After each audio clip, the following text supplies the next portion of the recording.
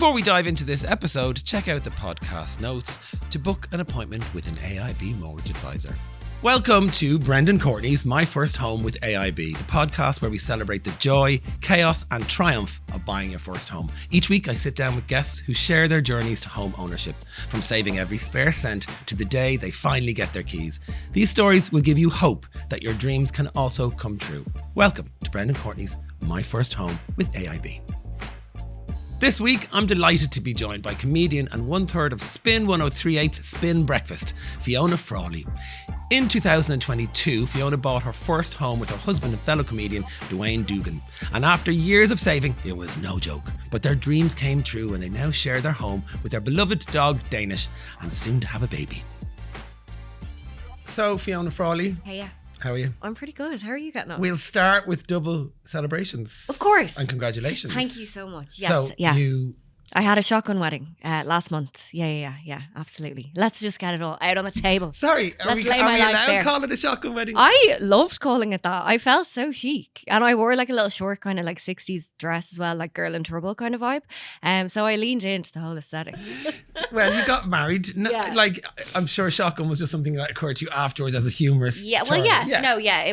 The wedding was planned before I found out I was pregnant. I think we were last minute planning the wedding. I think we planned it in about maybe like 8 months, which in the scale of weddings is they usually it's quite fast. They take a bit longer. And then I kind of found out I was pregnant maybe 2 months into planning, 2, 3. So you brought it forward a little bit? And no, we did it at the same time. Like I don't mind any of that kind of living in sin and stuff like that. But I was just like, I'm not. I can't believe you're even using those phrases. I'm so touched. They're a bit of crack. You're so retro. I know, I'm vintage.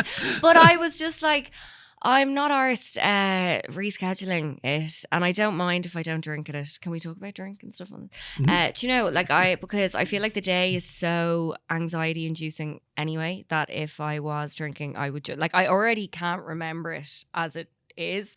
So I was like, it's fine. It's all good. I don't care. Did you find it pressure?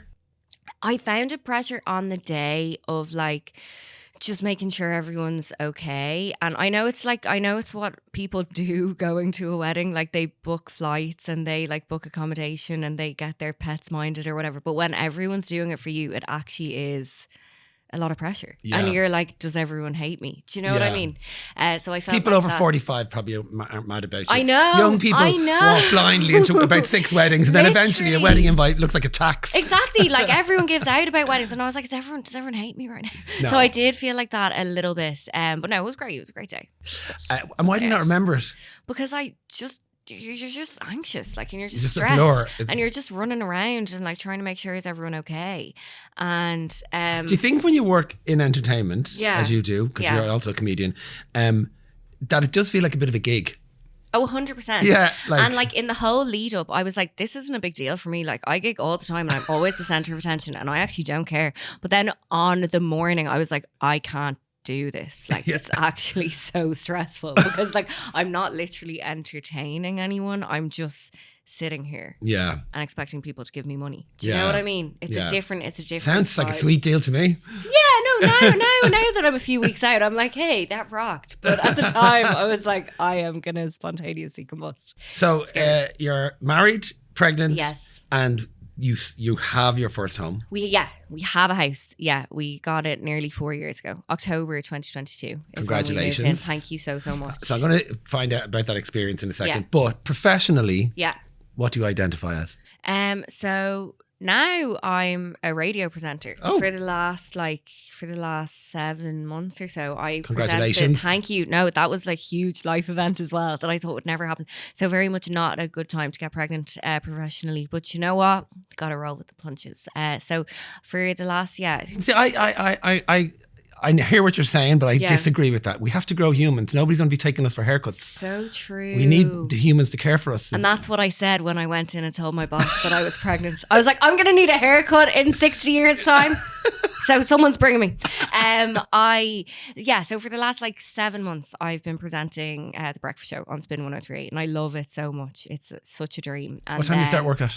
I start work at about 6:15. So it's not that bad in breakfast radio. Like usually, because we're on air at at 7, whereas I know a lot of shows are on air at 6, so can't give out. I also was an hour late for work today, but that's because we had an event last night that was stand-up comedy, because I'm a comedian as well. That's kind of how I got into radio. I've done stand-up for the last like nearly 10 years. So how did you get into that? I trained as an actor first, and then I always, like, where I went to the Gaiety School of Acting, and we kind of were always encouraged to like make our own work. Obviously they knew that like none of us were going to get cast in anything when we graduated. They were like, you guys make it happen for yourself. And the hustle is real. Yeah, and anytime I wrote or anything, it was always kind of comedy stuff, and I just felt like I was really drawn to that kind of world. And after I graduated, I thought that like everyone would be knocking down my door. I obviously thought I was unreal, and it's kind of crazy that that's not what happened. And my improv teacher in drama school, Sharon Mannion, who's an amazing comedian, I knew that she did stand up, and I was like, maybe I'll do that, because like that's what like Robin Williams did and like Eddie Murphy, and I'll just be like them. I'll just do stand up for a while and then I'll become an actor. I'm very much not an actor now, but I have done stand up for like 10 years, and yeah, I love it. Do you love it? And yeah. So top and tail's your day. Exactly. Yeah. That's it's intense, good. though, especially with the baby. Yeah. Oh yeah, I know. But that's why you sleep in for work. Thing. Yeah, but you get to have a nap during the day. Like you finish early as well with breakfast radio. Do you nap in the day? Yeah, I do. I enjoy a nap. I'd be partial to a nap now. But I suppose you're growing a human. You're going to need all the naps. I was doing it before that, but now I have an extra excuse. Yeah. So you were always a napper. I've always been a napper. Okay, so 2022, pre-pregnancy, pre-marriage. Yeah. But you knew he's the one. Yeah, I suppose, like, because I feel like buying like getting a mortgage together, I think it's a bigger commitment. Oh than my getting God, married. sharing a bank account is a much bigger commitment. Yeah, like you're deciding that you trust this person enough to make all your financial decisions together, and where you're going to live and everything. So I think it's a bigger deal. Yeah, so obviously at that stage, you knew he was the one. Yeah. And also I knew I needed a house, and you can't do it on your own. Do you know what I mean? Do you know what I mean? Especially it's hard. Especially when you're freelance. But now you're both freelance and PAYE, but we'll talk about that in a second. Yeah. So potted history, how did you meet him? What's his name? His name's Duane Doogan, and he's a comedian as well. Oh, it's the laughter constant. I know. So the baby is going to be an accountant, 100% in protest. But we met at an open mic night. So really? he runs this, which I kind of run now as well, this comedy show called Cherry Comedy. It's in Whelan's on a Thursday night, and he went to DCU, and that whole night started in DCU, and I'd done like 1 or 2 gigs, and my sister was in DCU as well, and she was like, oh, you should do this gig because it looks really cool and professional, and get onto these guys. I think like one of her friends knew another guy who was involved in the running of it, so I got onto them. I kind of ended up talking to Duane on like Facebook Messenger through that, being like, can I have a gig or whatever. And then I kind of started stalking him a bit, like partly out of like wanting more gigs, and partly because like I kind of fancied him. And then I saw on like Facebook that he was attending an open mic night, so I was like, oh, I'll go to that as well, to gig, and also like maybe to see him. And then we met at that, and that was kind of so he chased you till you caught him. Well, I don't think he was like part of it at all. Like I kind of orchestrated it all. You're a woman who knows what she wants. Yeah. And then that was it. Then we started like just chatting all the time. We eventually like went on a date, and that was kind of it. Well, how long ago is that now? Like 10 years ago. Oh wow, okay. So then you're thinking, what was your rental situation? Had you been living together before you bought? Yeah, so soon after we were together, I was living at home. He was living. Where is that?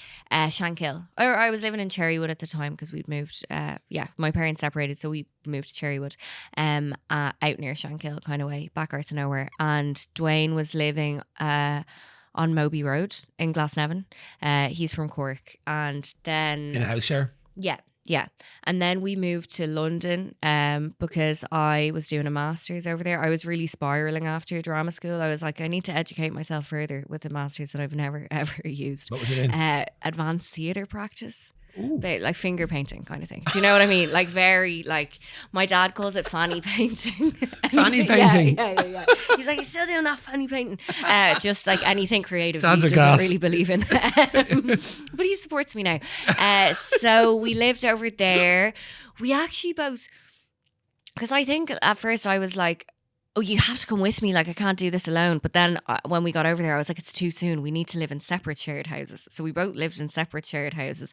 And then eventually his auntie, who lives in Hackney, was like going traveling. Please. Yeah, she was going traveling in a camper van around France. So we lived there for months in like stunning, beautiful house in Hackney. We lived there For free? No, we paid a little bit, but we also minded her cats. Okay. But it was a good deal. It was a very good deal for where we were. London Fields kind of area. Oh my God. It was absolutely stunning. Wow. But then, Landed on your feet. It there. was amazing. Yeah. So that's going to spoil you though then, isn't it? Yeah, but then I really didn't like London. I just think I never kind of gave it a chance. Like, I felt like I didn't really have friends. And When was I this? What year was this? Like 2016. Okay. And then I came home. And then we were both like living again separately for a while. Back home with your parents? Yeah. Like with my mom, I was living separately, and then he was renting somewhere. And then we both moved into a house in Rathfarnham. Sharing with another couple. And then... How was that? It was fine, but it was like, I always knew like I really, really wanted to like own a house. Like, it was just like something that I knew I wanted to do. And he was kind of like, we'll never be able to do that, which I completely understand. That mentality, especially because he like, it was different for me because I was like living at home. I had the option to live at home and still work in Dublin and stuff I want. And he was renting, and like I can obviously see why he was like, this is not a possibility. But because he's paying heavy rent, right? Yeah. Like, not too bad at that time. I think he was like in like not a great place, like, you know, like, so he probably wasn't paying too much, but he'd be very much a kind of like, unless it's perfect, we can't do it. Whereas I'm kind of like, oh, it's grand, we'll get it done. So I feel like that worked well. Yeah, I feel like that worked well for the selection. I was like, we can do it. We can move back. You know what? You described your background. I can see why he would be nervous. Of because course. You're both freelance. Yeah. Well, I've always had a PAYE job as well. I've always like done something. Yeah. Like either like just working in a cafe or whatever, or like I worked in a road watch. I've always done something as well, just because I am the best hustler with freelance stuff. Okay. So he was full-time hustle comedy at that stage. He did then get a full-time job as well, as a web developer in Verve. He works. So we both kind of did both. Okay. So that was as well how we were able to do it. But so we were renting in this house in Rathfarnham, and I was like, can we talk to my mom and ask, can we move home for a year and try and save and then apply for a mortgage? And then I don't think she was particularly happy about it. I don't think he was particularly happy about it, but I was like, let's do it. And then COVID hit.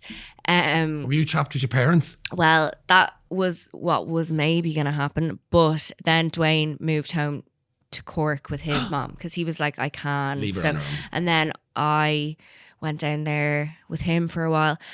And then we're very lucky. My mom has a house in West Cork in Irees, like Beara Peninsula. So we lived down there for like 8 months as well. So it was unbelievable. Like, it was like obviously the dream I'm gonna rub you situation. I'm going to do the lotto after this. Come on. You just land on your feet. Yeah, it was like the dream. Oh, like, how fabulous. Helping like my auntie with the lambing. Like we were like frolicking in fields. It was like incredible. But obviously we were able to save money down there as well.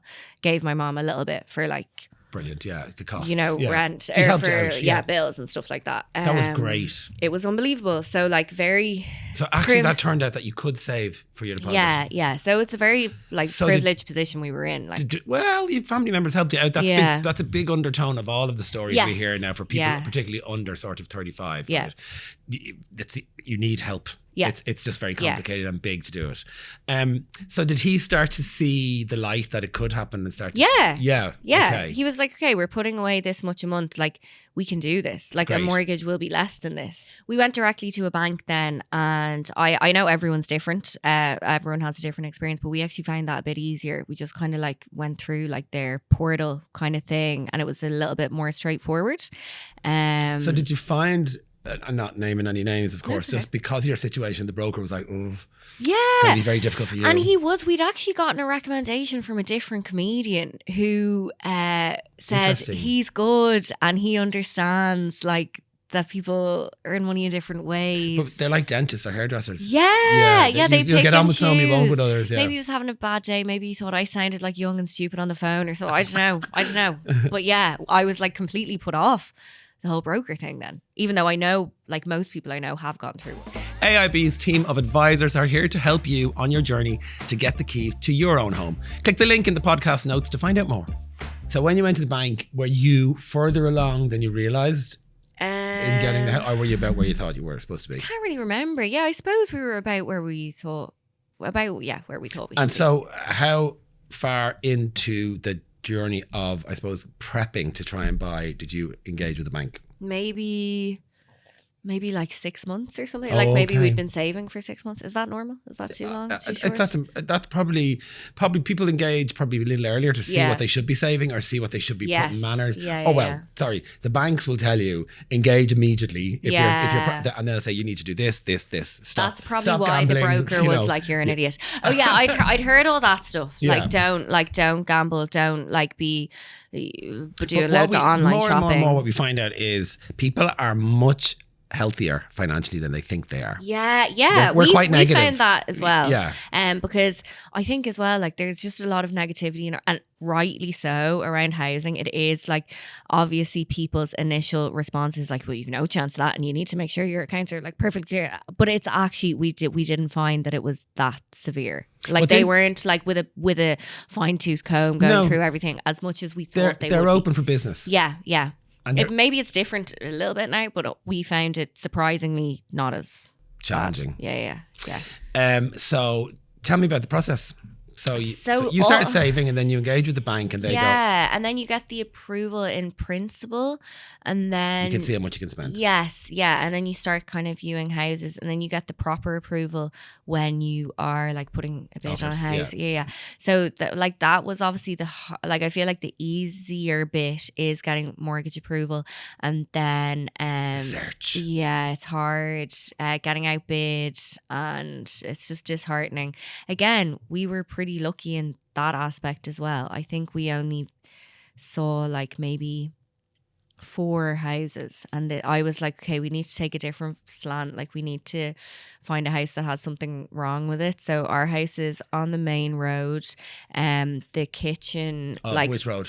The Crumlin Road. You're actually on the main road? On the main road. The bathroom opens into the living room. Like it's very higgledy-piggledy. So there are elements that would make people not want it. So I was like, that needs to be our approach. And I like that approach because we're hearing anecdotally, I don't have any data around anything, I just make this up really. Love it. But we're hearing that because people are so stretched on the bid. So say a young couple, their entire budget's gone. Yeah. They can't buy a house where there's no heating or so they want something that's pretty ready to move in because their budgets are really tight then. Or you so chaotically are like, I just need to get this, it'll be fine, I'll figure out the rewiring. Yeah. And then you move in and it's like, no, that's another like $100,000. But like people are so desperate, like they just end up getting it. Like we're lucky. The house was old and it definitely needs work and the kitchen is the size of this table. Where are you on the Crumlin Road? Is it one of those sort of nice fronted ones? It's like literally in front of Crumlin Shopping Centre. Really doxing myself now.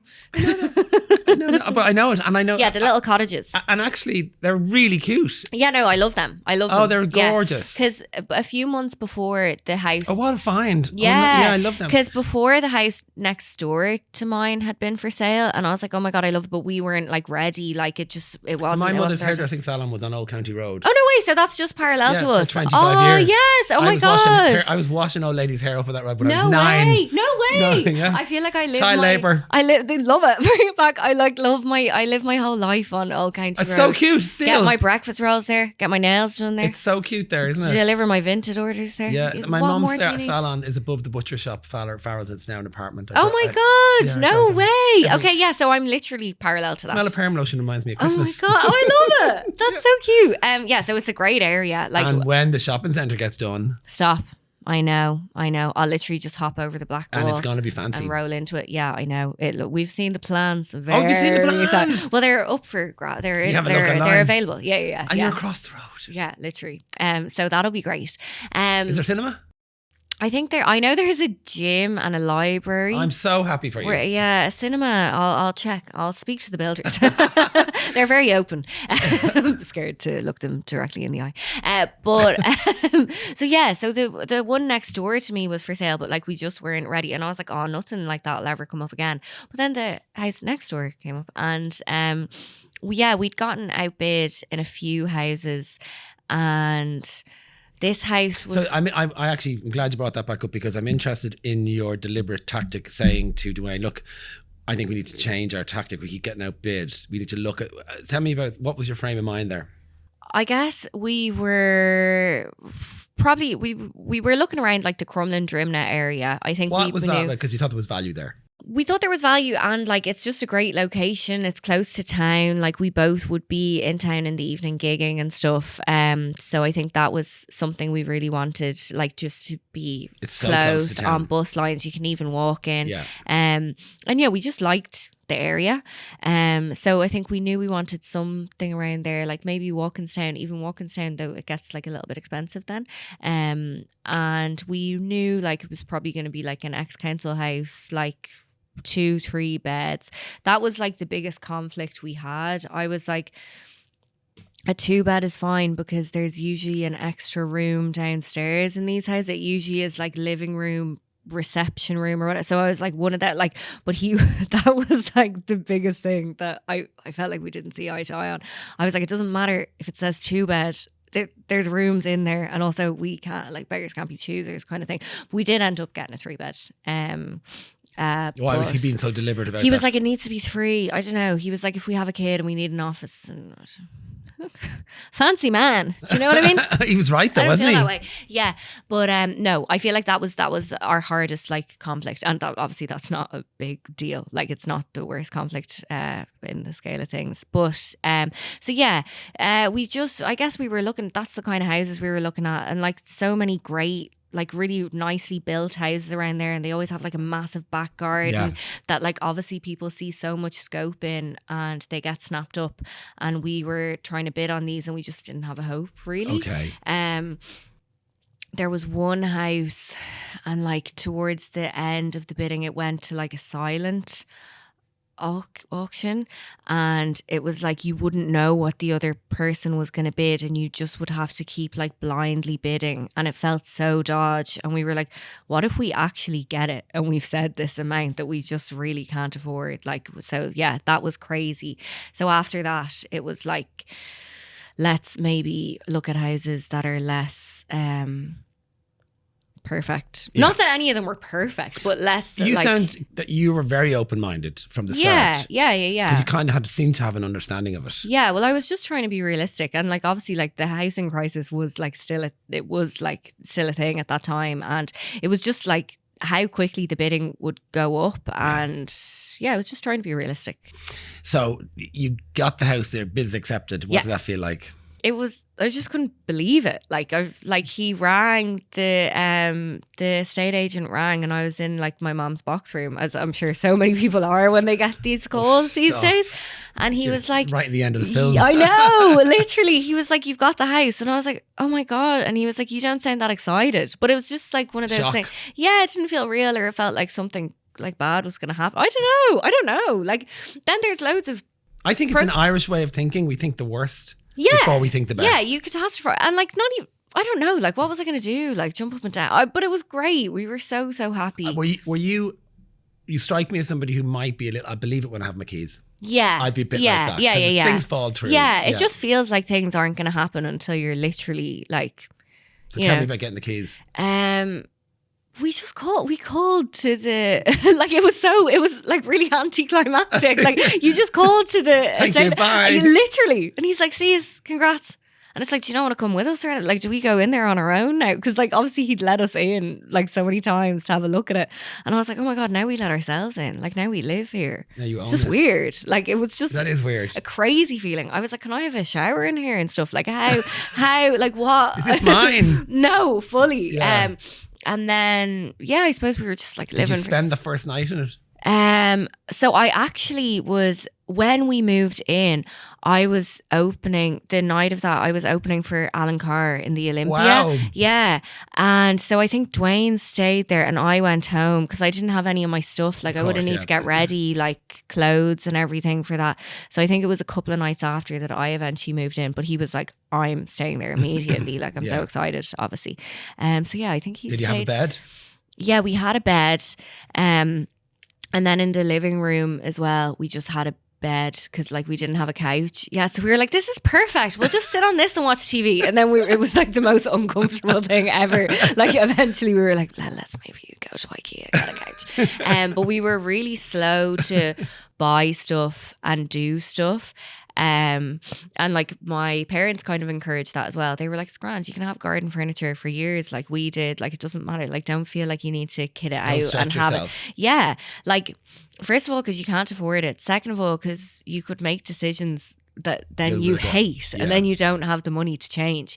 So yeah, like we're there whatever, nearly 4 years now, and now we're like starting to think about doing like work and stuff, a little extension, because obviously like we have a baby coming and we don't have a dishwasher and whatever, so we do kind of need that.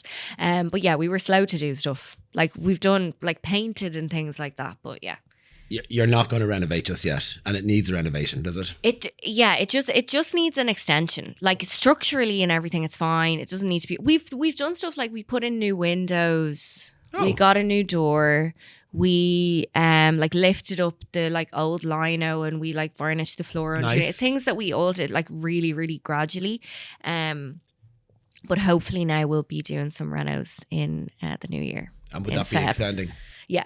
Yeah, okay, just so that we have a kitchen that you can like put a table in and stuff, and like our fridge is currently in the living room, and so like it's like there's not room for anything. Obviously, we're very lucky, love the house, but like like functionally, especially when there's a child, like it's gonna need to probably be a little bit bigger. We're not looking for much.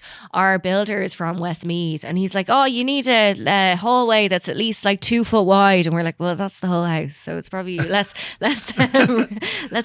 be relative to where we are in the county. AIB's team of advisors are here to help you on your journey to get the keys to your own home. Click the link in the podcast notes to find out more. In your application, the two of you happen to be lucky enough to keep PAYE going. Yeah.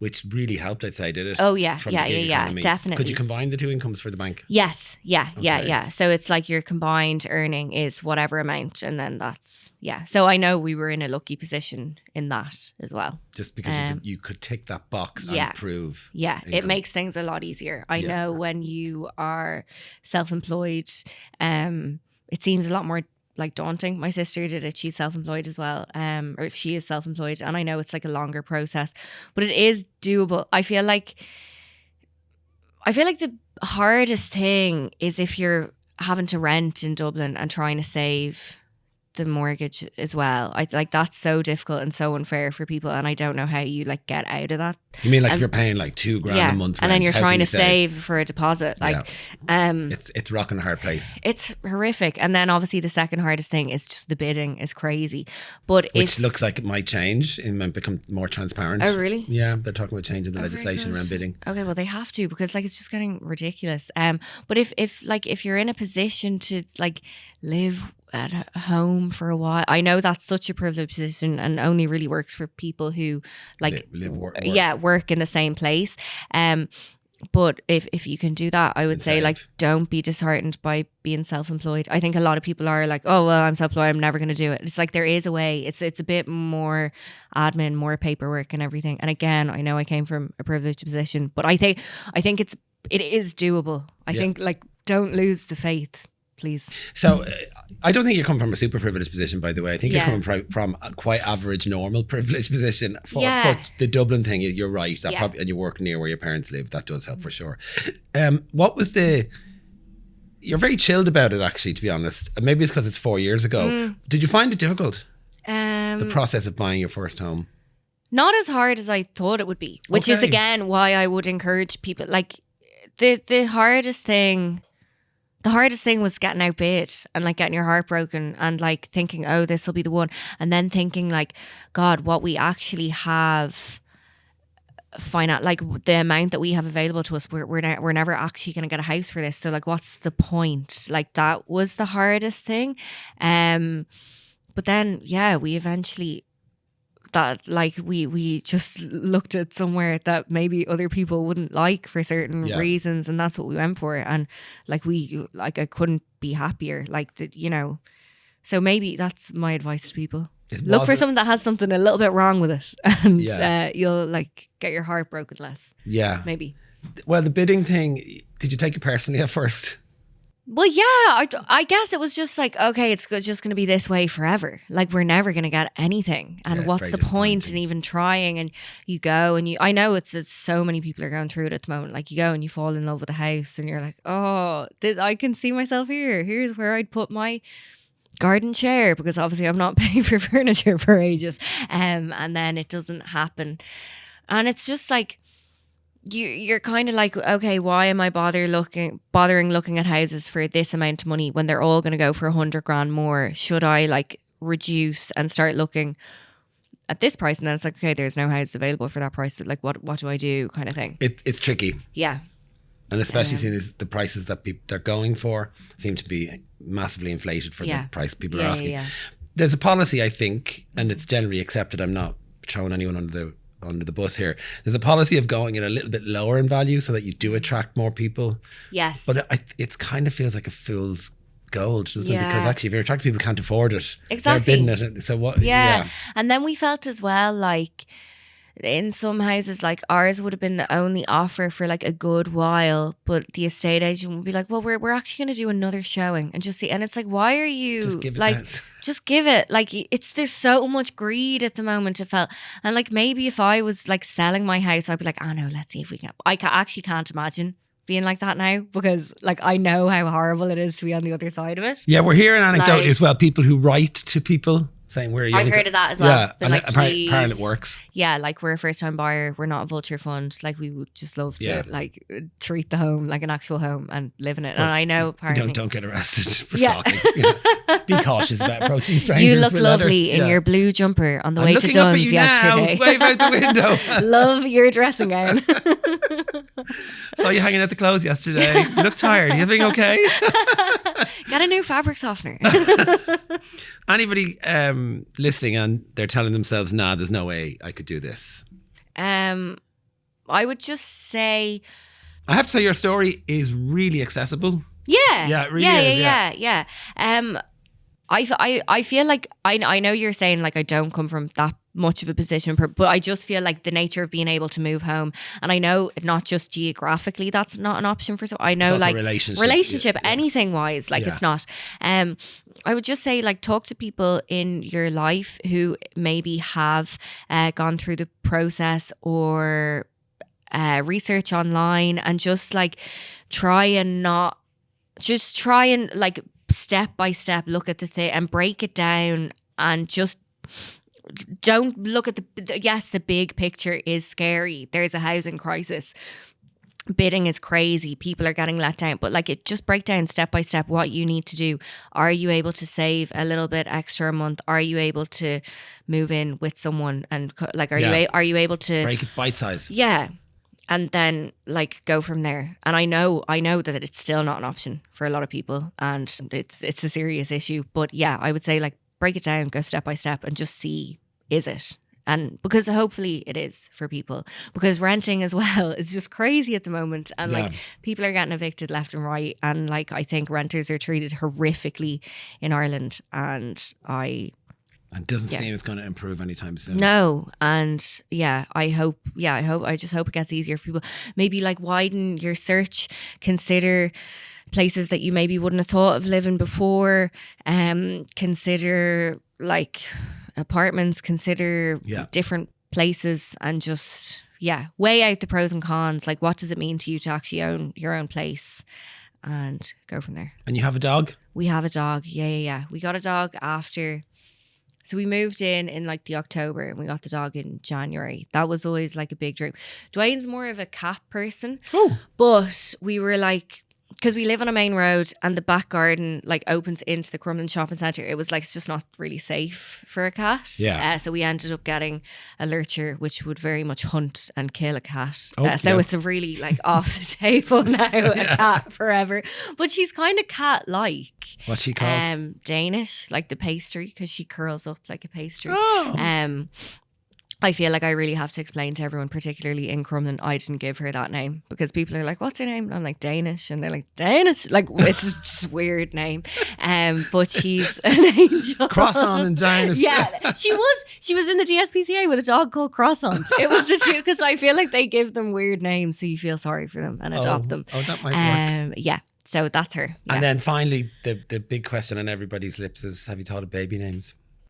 Yeah, we clash a lot Oh! on those. Thank God you're not perfect. There's an app. There's this app that you can get, and Stop it. it's called Kinder, and it's like Tinder. You swipe names, and when you both swipe right on one, it comes up. That's absolute genius. Yeah, it's really good. We've only swiped right on like 2 names the same. So, but You're like not sharing out of them. like a million. No, don't. No, just in case people are like, oh really? I scared skills going on that. Yeah. So no, and in case the baby comes out and they just don't look like that at all. Okay. Do you know what I mean? So no, we don't know for sure. But it's only and swiped then- twice, right? Twice. Yeah, and it's a boy as well, the baby, and I feel like all the like online like lists of names are always like weapon themed. They're always like gunner, trigger, Bear, yeah, hunter. and I'm like, I don't think that's his vibe. You know, there's very few Brandons. Brandon's good. Brandon. Brandon's. I hated my name growing Did up. you? Oh yeah, I used to. I really wanted to be called Simon. That's so specific. I know. Yeah, I remember Simon Wicks from EastEnders. Yeah. Did you get named after someone, or is it like a family name? No, they were going to call me Bartholomew. Whoa. Thank God, because Whoa. The Simpsons exploded when I was That a would have teenager. been a strong aesthetic on the and old then my county dad, road. my dad was apparently drunk and said, "My son Ben," and my mother said, "No, Bren." And that was that. Oh well, Bren is nice. I think of Dinner Ladies, Victoria Woods. Oh, Remember she's okay. called Bren. No, I didn't see it. I was meant to be called Kira, but my face was too fat. My mom said when I came out, she was like, Kira's a kind of like skinny name. Like, and, Like mom. yeah. And the midwife was called Fiona. So that's why I got called Fiona. Wow. Literally. Yeah. That's very direct. I know. She was like, yeah, that's grand. So if you're a Kira listening, congrats. Skinny queen. Best of luck with the Thank the you. Babog. Thank you It's so exciting. much. Yeah. Babog sounds good, actually. Maybe Babog. Babog. Babog and Schnapper. Babog Doogan. Babog Doogan. Oh, that's the Babog Doogan. Perfect. Done. Deal. Babog Brand Doogan. Yeah. I say that to all my friends who are having babies. I always say, feel free to call it Bren Brand's or a Brenda. lovely name. Brendan, yeah. You're not offering up Simon. That's still your... No, Simon's mine. Yeah, of course. That's not available. Good luck with everything. Thank you so you so much. much. Thanks for having Lovely to me. have you. Yeah, thank you so much. But wait, there's more. Each week on My First Home, AIB Home Advisors Anne-Marie Elliott and Marie Smith join us in studio with expert advice on starting your home journey. Welcome to the podcast, Anne-Marie Elliott. Get your pen and paper ready. Now, Fiona's case, again, every mortgage application is like a snowflake. They're all totally unique.